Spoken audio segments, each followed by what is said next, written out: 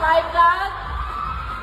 Thanks for being here, Kai, and supporting me. Yeah. From us singing inside BBB to now being on a concert stage is crazy. Yeah, it's crazy It's actually. crazy. It's crazy. What a beautiful voice. What a beautiful voice.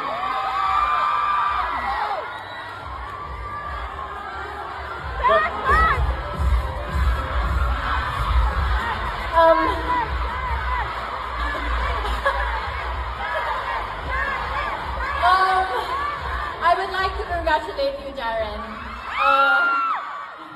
I was in the backstage kanina. Nakita ko si Tita Jo umiiyak. Sabi ko, naiiyak din ako kasi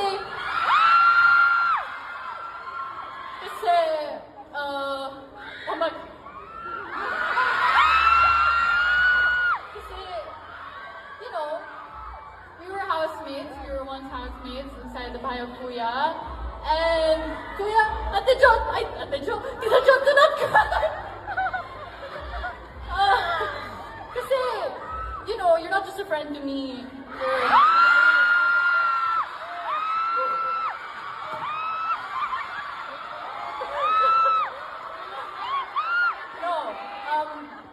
You're a family to me, Jaren.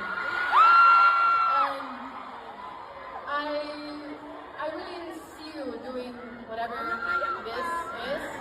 Now, I'm so proud of you. I'm really proud of you. Congratulations. Nakita na lang tayo sa bahay ni Kuya.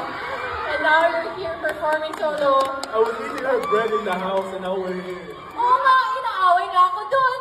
Tapos, naiyak ako right now kasi I'm so proud of him. Bakit ganun? Every time.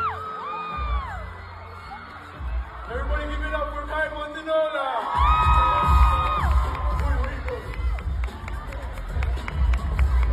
Umalis agad. I still have a message for you.